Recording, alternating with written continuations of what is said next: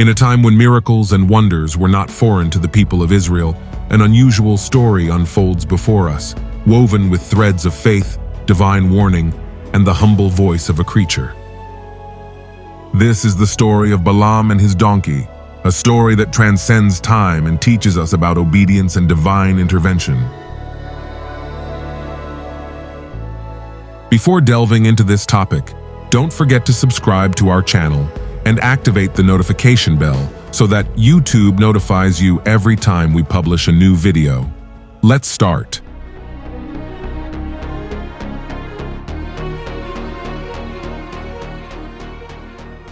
In Numbers chapters 22 and 23, the protagonist is not Moses, but Balaam, a man who lived near the road, along which Israel was slowly approaching the promised land.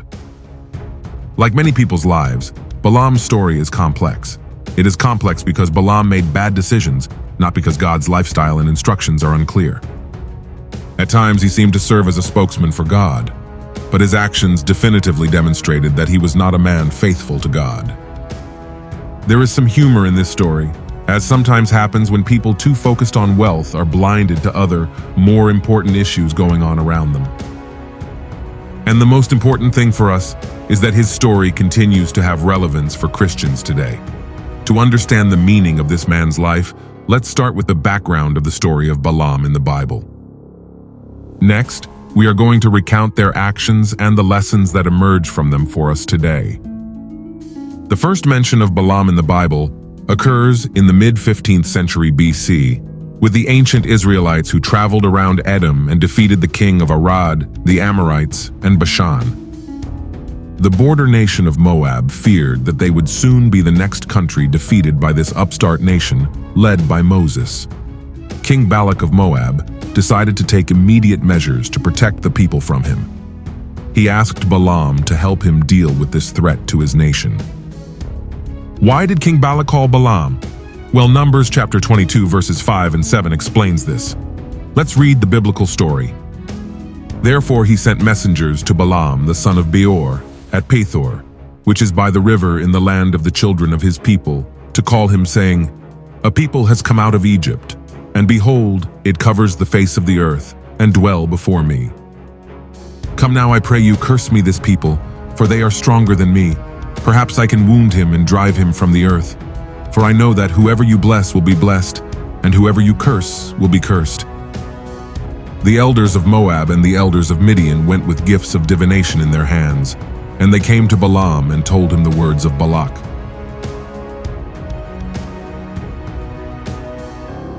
We do not know how Balaam came to be esteemed as a prophet or a man with spiritual powers, but Balak certainly knew his reputation. Balaam was definitely not an Israelite. She came from Pethor, which was by the river.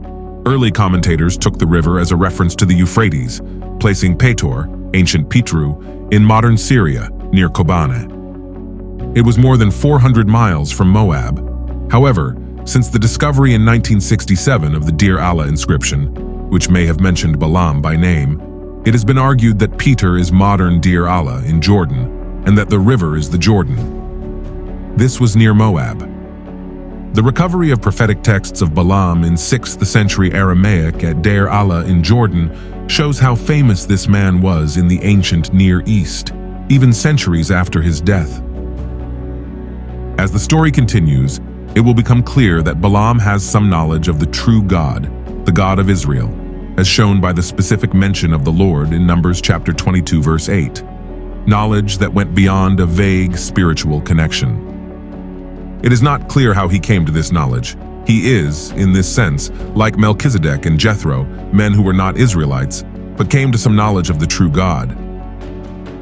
Now Balaam clearly had a reputation for being able to bless or curse people. Apparently, this ability was based on witchcraft. King Balak assumed that he was someone who practiced magic, as his messengers brought with them some gifts of divination to give to Balaam if he agreed to curse Israel. In Numbers chapter 24 verse 1, it tells us clearly that Balaam had tried to use witchcraft. Let's read the biblical story.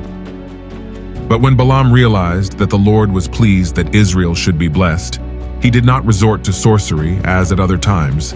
but turned his face toward the desert. God's faithful prophets did not practice witchcraft or receive gifts of divination. They were not paid fees for faithfully communicating God's messages. The messages they gave were often unpopular, and it was quite common for them to have to endure the wrath of the recipients to whom they had given the messages. Therefore, Balaam is not a good prophet who turns bad, nor a bad prophet who tries to be good. He is totally alien to Israel's prophetic tradition. He is a foreign pagan. Now, after receiving King Balak's offer to pay him a fee for cursing Israel, Balaam says to his messengers from the king, "Rest here tonight, and I will give you an answer as the Lord speaks to me." It seems that here Balaam is sincerely trying to determine God's will. Apparently, you have contact with him. It is interesting to note that God actually communicated with Balaam. Balaam told God the situation, and here in verse 12 of chapter 22 of Numbers is God's response. Then God said to Balaam, "Do not go with them, nor curse the people, for blessed are they." Now there is no doubt that this is a clear and categorical commandment. There was no way to be evasive. Now let's look at Balaam's attitude, in verse 13.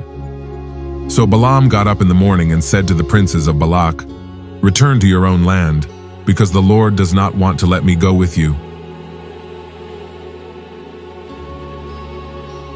It seems that Balaam is sincere and upright before God. Now, if this were the end of the story, well, we would have to think that this was the truth about him. But King Balak was a tenacious person.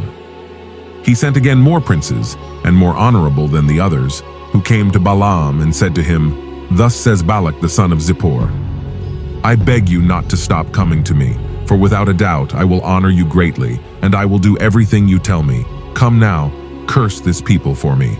And Balaam answered and said to Balak's servants, "Even if Balak gave me his house full of silver and gold, I cannot go beyond the word of Jehovah my God to do anything small or great. I beg you now, therefore, to rest here tonight, so that I may know what Jehovah says to me again."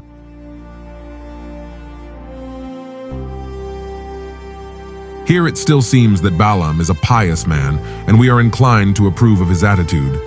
But after thinking about it, we realize that something is not right here, and that this sounds too good to be true. Well, why did Balaam say what he said? Why did she talk about a house full of silver and gold? Well, he said it because that's precisely what he was thinking about. That is to say, he was greedy and his thoughts went in that direction. It is very obvious what was happening. She had already received a direct and categorical answer from God. God had already told him not to go, but this man is waiting for the Lord to open the door a crack for him so he can put his foot in. And if it is possible for him to put his foot in, well, without a doubt, he will enter. He already had God's answer. He didn't need anything else. This is, without a doubt, an interesting detail. Now watch what happens. God doesn't just do this for Balaam. He has done it for many of his servants, and he will do it for you and me too. Even if it is not good for us, dear listener, sometimes God allows us to do what we want to do. Let's read verse 20 of chapter 22 of Numbers. And God came to Balaam by night and said to him, "If these men have come to call you, get up and go with them, but you will do what I tell you." In other words, God is saying to him, "Okay, you want to go, and before this matter is over, you will end up going. But if you go, you will have to say what I want you to say. Be careful to do it this way." What we have here is what is known as the permissive will of God.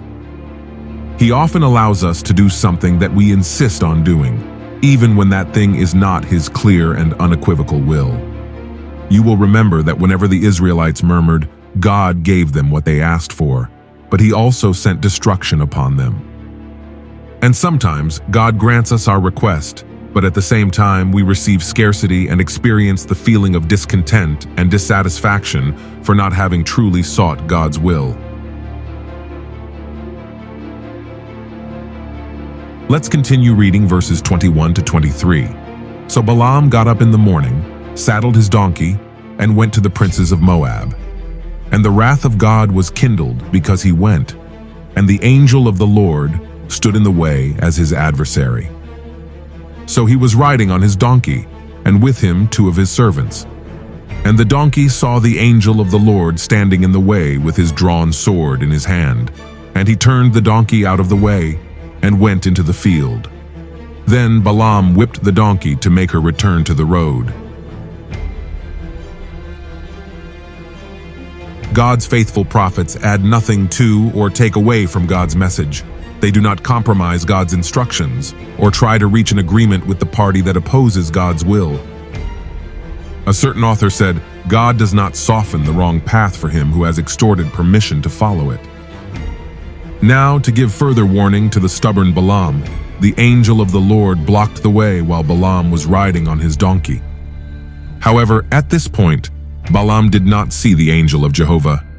His eyes were dull with the dust of greed, or at least dazzled by the brilliance of the promised promotions. The donkey was spiritually more perceptive than the prophet. The donkey had no spiritual gifts, but he recognized his creator. The prophet had wonderful spiritual gifts, but also a disobedient heart and walk.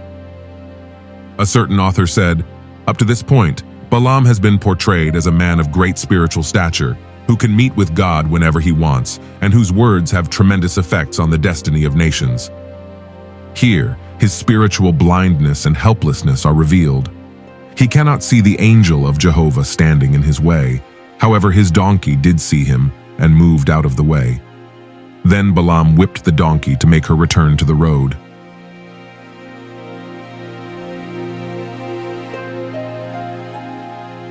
Let's continue reading verses 24 and 27.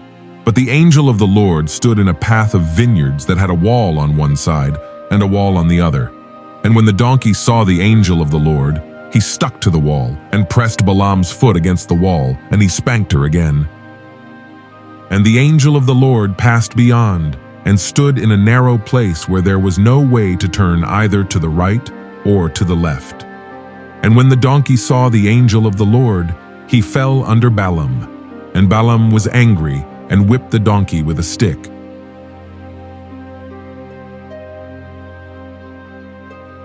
The donkey, responding to the angel of Jehovah, turned to one side, then to another, and finally sat down to avoid judgment. The turns of the donkey pressed Balaam's foot against the wall, so just as the disobedient prophet suffered, he made the donkey suffer by whipping her several times.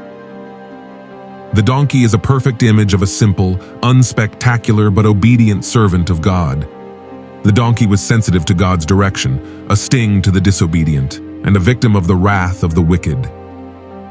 Now, the unusually difficult circumstances of this trip might have suggested to Balaam that his trip was not from God.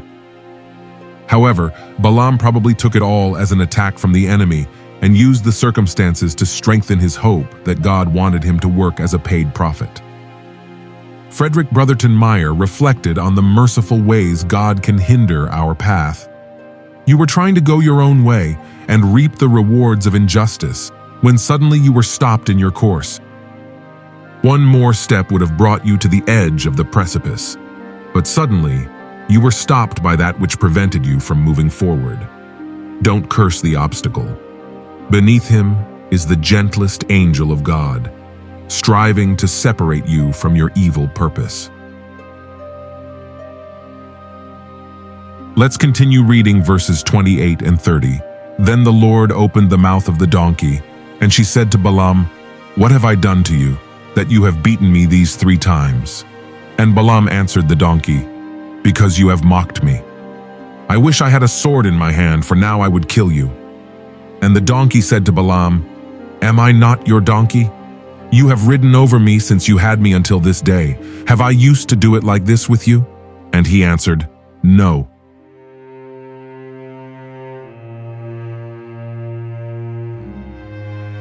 God miraculously gave the donkey the ability to speak, and through it rebuked the prophet for his cruelty. "What have I done to you, that you have whipped me these 3 times?" We do not know the actual mechanism by which God gave the donkey the ability to speak, but certainly it was within the Creator's ability. And as we can see, Balaam talked with his donkey about what had just happened. He was so irrational and angry that he responded without hesitation. He seemed unimpressed by a donkey having an intelligent conversation with him. I wish I had a sword in my hand, for now I would kill you." These were cruel words from an evil prophet. Before and after the time of Balaam, the wicked have threatened to kill God's messengers for telling the truth and trying to prevent his evil. But in the end, the truth will always prevail. Balaam admitted that the donkey was right in this conversation. He had to humble himself before the donkey and admit that he had not been like this before. So perhaps there was a good reason for this change in behavior.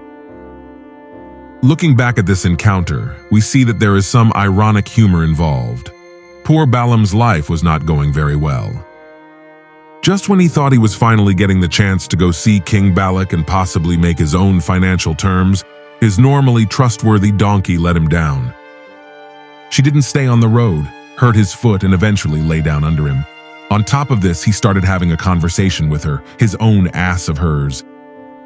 Dear listener, one lesson here is that when people begin to disobey God, their lives often spiral out of control. Let's continue reading verses 31 and 33. Then the Lord opened Balaam's eyes, and he saw the angel of the Lord standing in the way, and he had his drawn sword in his hand. And Balaam bowed down to his face. And the angel of the Lord said to him, "Why have you whipped your donkey these 3 times? Behold, I have come out to resist you, for your way is wicked before me. The donkey has seen me, and has then turned away from before me these 3 times, and if she had not left me, I would also now kill you and leave her alive." God noticed Balaam's cruel treatment of his animal and held him accountable for it. God cares how we treat animals. Let's read Proverbs chapter 12, verse 10. "The righteous man takes care of the life of his beast, but the heart of the wicked is cruel."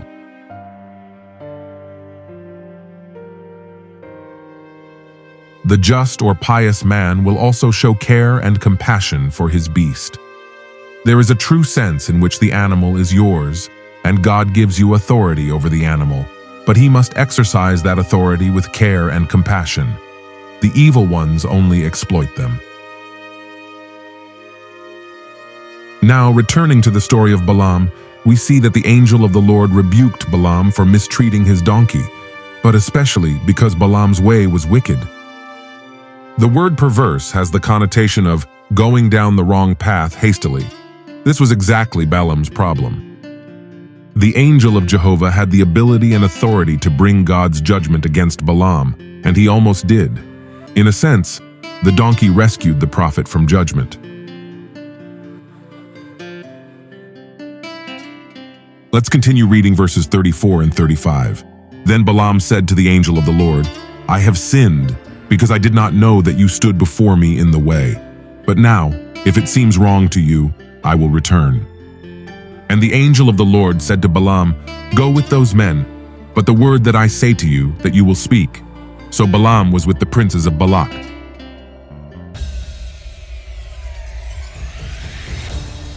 Balaam recognized his sin, and from that moment on, he was careful to say only what God allowed him to say, even blessing Israel instead of cursing them as King Balak wanted. Here too, it seems that Balaam is honoring and obeying God. However, once again, when we closely examine the biblical record, we see that this is not true. Although God did not allow Balaam to curse Israel, he found a way to avoid God's command and harm Israel. What he did was advise King Balak to have the women of Moab invite Israelite men to sacrifice to their gods, a form of pagan worship that included ritual prostitution. By seducing the Israelites to sin, the Moabites influenced God to punish them himself. In Numbers chapter 31, verse 16, he says, "Behold, by the counsel of Balaam, they caused the children of Israel to transgress against Jehovah concerning Baal Peor, so that there was a mortality in the congregation of Jehovah."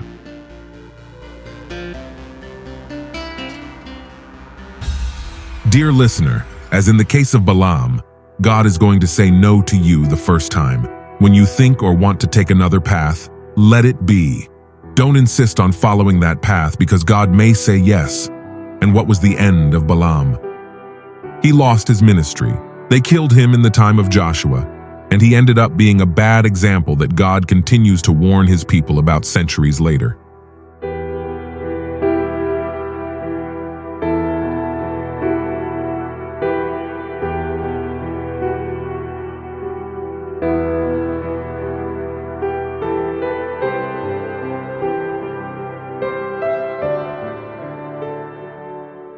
So we come to the end of this video. We hope that this biblical teaching is a great blessing for your life. Thank you very much for being part of our channel. God bless you greatly. See you in the next video.